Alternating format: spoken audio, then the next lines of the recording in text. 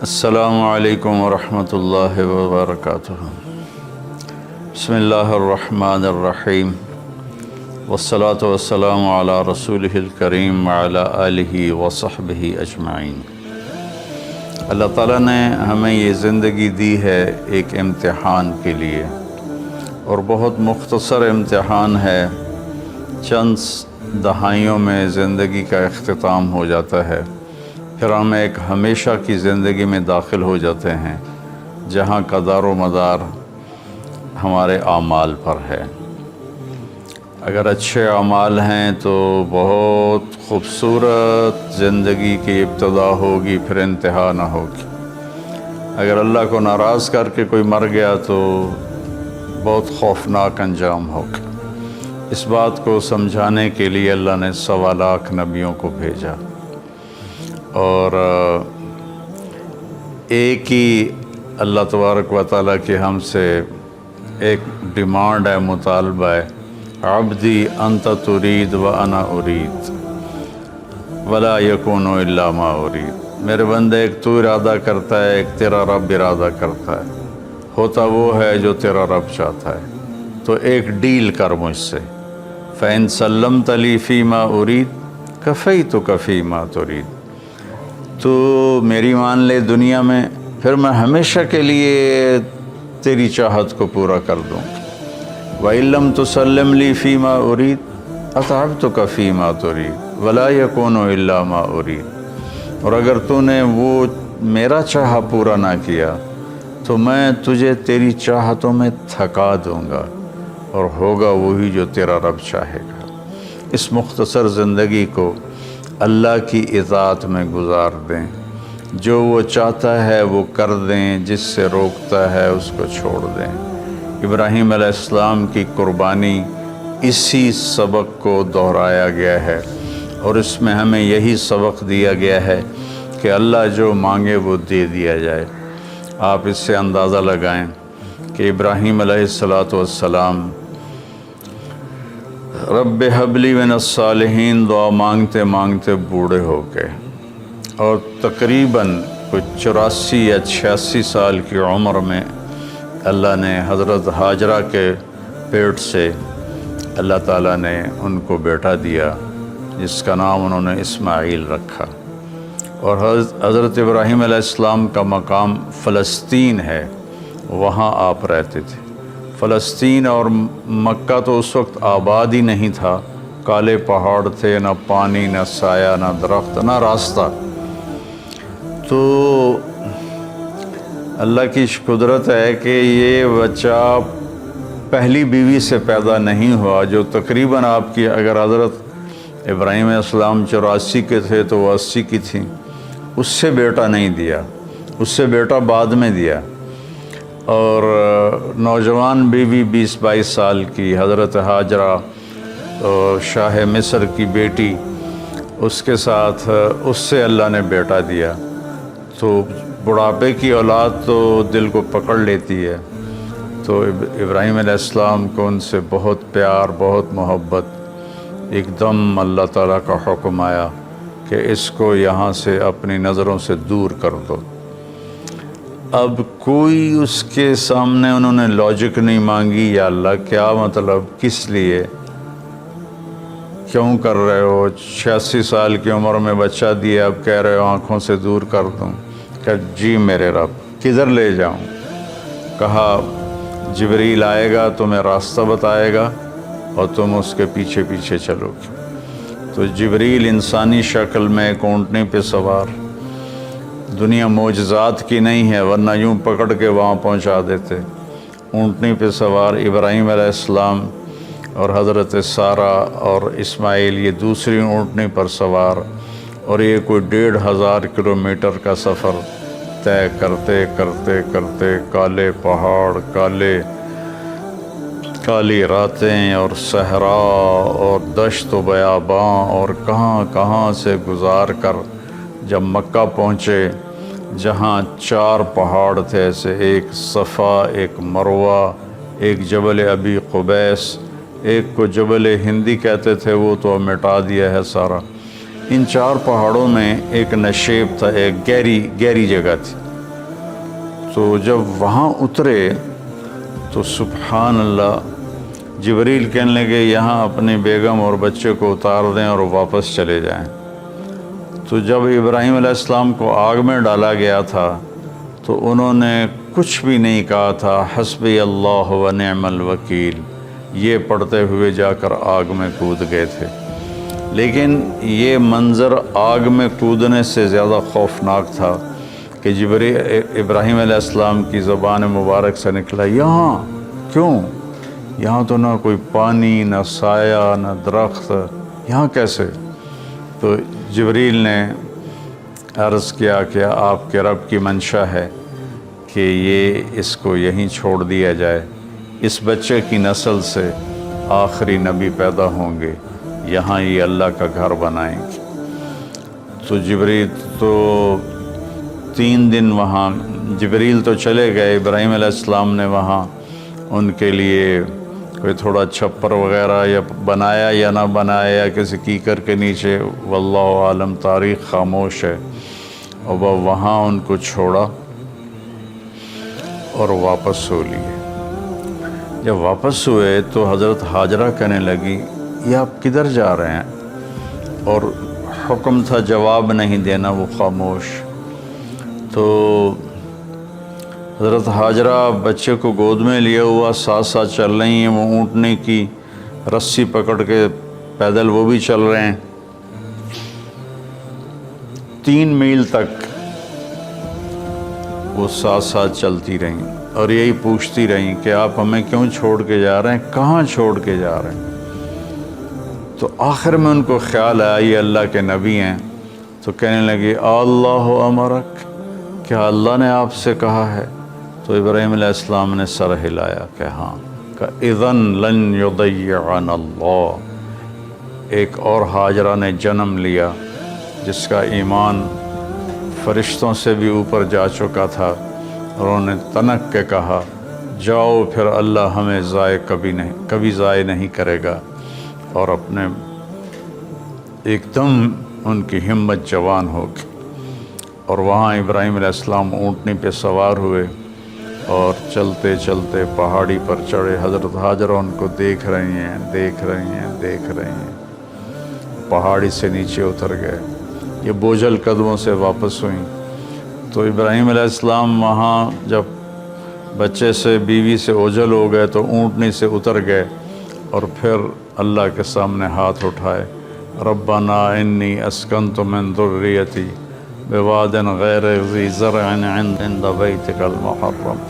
یا اللہ، میں نے تو اپنے بچے کو اور بیگم کو تیرے اس وادی میں جس میں نہ گھاس ہے، نہ تنکا ہے، نہ درخت ہے، نہ پانی ہے، نہ انسان ہے، غیر ذی زرع، میں نے وہاں چھوڑ دیا ہے، تو جان اور یہ تیرے بندے ہیں اور یہ جانے، اور واپس چلے گئے۔ تو میں سوچا کرتا ہوں، ہمارے بچے چھوٹے چھوٹے تھے تو رات کو جب بجلی چلی جاتی تھی، وہ کسی کی آنکھ کھلتی تھی تو وہ چیخیں مارنا شروع کر دیتا تھا اندھیرے سے ڈر کے۔ اور آپ تھوڑا سا تصور فرمائیں، مستورات بھی سن رہی ہیں، مرد بھی سن رہے ہیں، ایک ماں ہے، اور خاص طور پر ماں کے احساسات کو ماں ہی محسوس کر سکتی ہے کہ جب رات آئی ہوگی، کالی سیاہ رات، اور کالے پہاڑ اور کالے پتھر، سنسان وادی اور تیز ہوائیں، تو اس تنہا ستارے بھی جھانک جھانک کے دیکھتے ہوں گے کہ یہ بی بی یہاں کیا کر رہی۔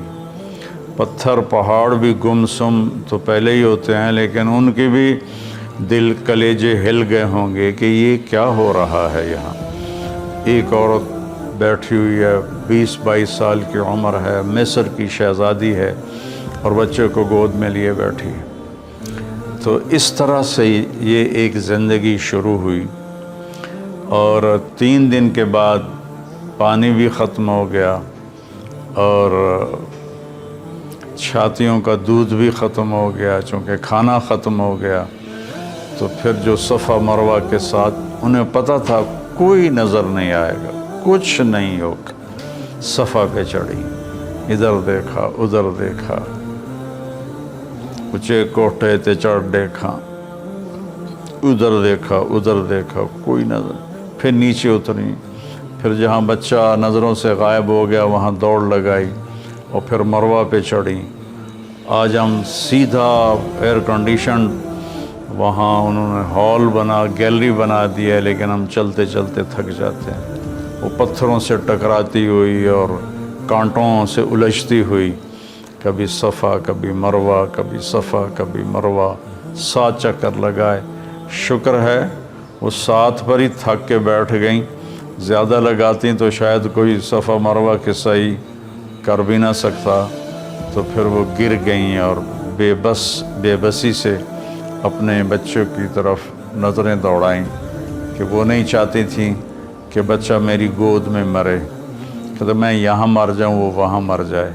لیکن وہاں ایک نوجوان کو دیکھا تو پھر ممتا زندہ ہو گئی، انہوں نے اپنی پوری طاقت کو جمع کر کے دوڑ لگائی۔ جب وہاں پہنچیں تو وہ نوجوان تو غائب ہو چکا تھا، وہ جبریل تھے انسانی شکل میں، انہوں نے پر مارا اور وہاں سے پانی کا چشمہ نکلا۔ دنیا کا سب سے زیادہ چلنے والا کنواں ہے زمزم، اور آج تک اس کے پانی کا سورس معلوم نہیں، یہ پانی آتا کہاں سے ہے۔ تو اس طرح اسماعیل علیہ السلام پروان چڑھے، اور پھر میرے رب کا دوسرا حکم آ گیا کہ اللہ کی طرف سے حکم آیا کہ بچے کو میرے نام پہ قربان کر دو۔ اب ایک بوڑھا باپ جس کو 86 سال کی 84 سال کی عمر میں بچہ میں فلما بلغ معه السعی، جب وہ دوڑنے بھاگنے لگ گیا، 5-6 سال کے ہو گئے ہوں گے، تو اس عمر میں تو بچہ کا تصور آنکھوں میں بس جاتا ہے، دل میں بس جاتا ہے۔ اللہ نے کہا جاؤ ذبح کر دو۔ تو فلسطین سے چھری اٹھا کر چلنا اور مکے تک پہنچنا، اور ہر قدم پہ سوچنا کیا بنے گا، میں کیسے کروں گا۔ 90 سال عمر ہو چکی ہے، 90 سال میں تو اعضاء کمزور ہوتے ہیں، اور مرغی کو ذبح کرنا بھی مشکل نظر آتا ہے، چہ جائے کہ بچے کو ذبح کرنا۔ تشریف لے گئے، بچے کو تیار کروایا، اور مینا کی طرف تشریف لے گئے۔ وہاں 3 جگہ شیطان آیا، اس کو کنکر مارے، اور جب ایک تنگ سی جگہ تھی وہاں پہنچے تو کہنے لگے بیٹے انی ارا فی المنام انی اذبحک فانظر ماذا تری، بیٹا میں تجھے خواب میں دیکھتا ہوں، میں تمہیں ذبح کر رہا ہوں، اور نبی کا خواب صحیح ہوتا ہے تو تمہاری کیا رائے ہے؟ تو رائے پوچھنے کا مطلب یہ نہیں تھا کہ وہ ہاں کرے گا تو کر دوں گا، نہ کرے گا تو نہیں کروں گا، مطلب یہ تھا کہ ہاں کرے گا تو آسانی سے ہوگا، نہ کرے گا تو تھوڑا تردد، تھوڑی کوشش کر کے پھر ذبح کروں گا۔ آگے وہ نسل بھی ابراہیم علیہ السلام کے تھے، کہنے لگے یا ابت افعل، یا ابت افعل، یا ابت ففعل نہیں، یا ابت وفعل نہیں، یا ابت افعل ستجدنی انشاء اللہ من الصابرین۔ میرے بابا، میرے ابا، میرے باپ جلدی کر، یا ابت افعل، اس سے مطلب نکلتا ہے جلدی کر، اللہ کے حکم میں دیر کیوں کر رہا ہے؟ ستجدنی انشاء اللہ من الصابرین، آپ مجھے صبر کرنے والا پائیں گے انشاءاللہ۔ تو پھر کہنے لگے میرے ہاتھ پاؤں باندھ دو، آپ کو تکلیف نہ ہو میرے ہاتھ پاؤں کی حرکت سے، اور دوسرا مجھے الٹا لٹا دو تاکہ آپ آنکھوں سے آنکھیں ٹکرائیں تو آپ کا ہاتھ نہ کانپ جائے۔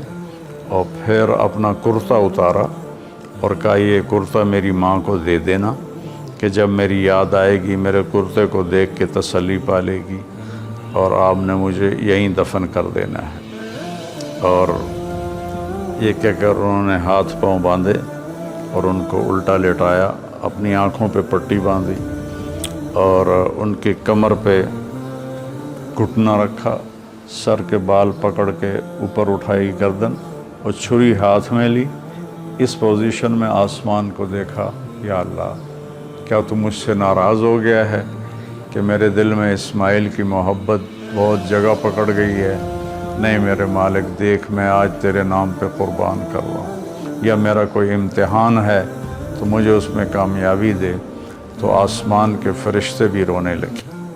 2 دفعہ آسمان کے فرشتے روئے ہیں، ایک جب ابراہیم علیہ السلام کے ہاتھ میں چھری تھی اور اسماعیل کی گردن ایسے اوپر اٹھی ہوئی تھی، اور ایک دفعہ جب طائف میں ہمارے نبی کو پتھر پڑے اور آپ بے ہوش ہو کے گر گئے، تو ایک اس وقت سارے آسمان کے فرشتے روئے۔ یہ کہ اگر اللہ اکبر کہہ کے چھری چلا گئی، اللہ نے چھری کو حکم دیا نہیں چلنا، وہ نہیں چلی، دوبارہ چلائی نہیں چلی، سوارہ چلائی نہیں چلی، پھر گئے اور ایک پتھر پہ اس کو تیز کیا، تیز کر کے آئے تو پھر اللہ نے کہا کہ بس اب میرے ابراہیم نے میرا حکم پورا کر کے دکھا دیا، جبریل جنت سے ایک چھترا لے کر جاؤ اور اسماعیل کو نکال لو اور اس کو ڈال دو۔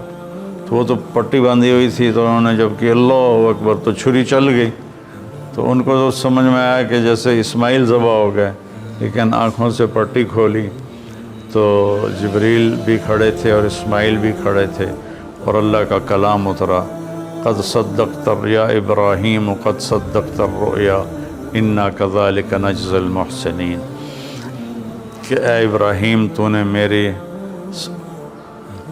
میرے حکم کو پورا کیا، تو نے اپنے خواب کو سچا کیا، ہم ایسے ہی نیکی کرنے والوں کو اچھا بدلہ دیتے ہیں۔